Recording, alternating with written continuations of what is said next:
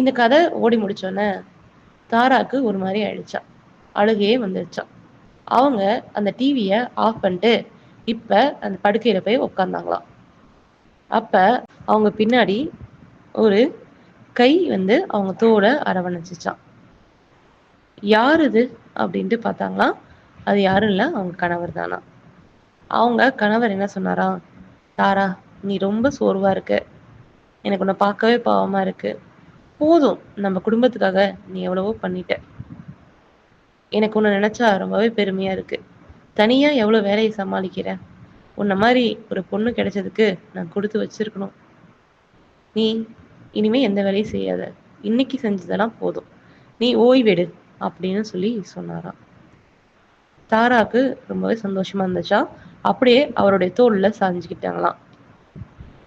திடீர்னு கதவை யாரோ தட்ட சத்தம் கேட்டுச்சான். தாரா போய் பார்த்தாங்களாம். போய் பார்த்தா அவங்களுடைய கணவர் தான் நின்றுட்டு இருந்தாராம்.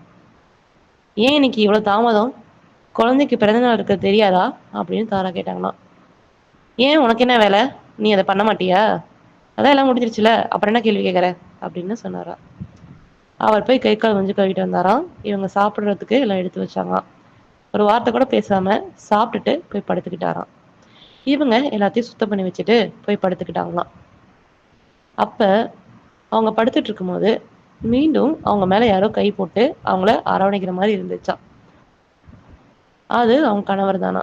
என்ன தூக்க வரலையா, ஏன் அழுவுற, நீ தனியே இல்ல, நான் அவங்க கூட இருக்கேன்ல அப்படின்னு சொன்னாரா. அப்ப பக்கத்துல ஒரு சத்தம் கேட்டுச்சான். அது எதுவுமே இல்ல, அவங்க கணவருடைய கொரட்டை சத்தமா. உண்மையை சொல்ல போனா பெண்களுக்கு யாருமே வந்து ஒரு எமோஷனல் சப்போர்ட் கொடுக்கறது இல்ல. அந்த எமோஷனல் சப்போர்ட்டை அவங்களே அவங்களுக்கு கொடுத்துக்கிறாங்க. தன்னோட சூழ்நிலை சரியில்லை அப்படின்னு சொல்லிட்டு அந்த வீட்டை விட்டு அந்த இடத்த விட்டு போற பெண்கள் ரொம்ப கம்மி. அந்த இடத்த சமாளிச்சு அந்த சூழ்நிலையும் சமாளிச்சு அதுல இருந்து மீண்டும் வர பெண்கள் தான் அதிகம். ஸோ இந்த வீடியோ பிடிச்சதா லைக் பண்ணுங்க, ஷேர் பண்ணுங்க, சப்ஸ்கிரைப் பண்ணுங்க.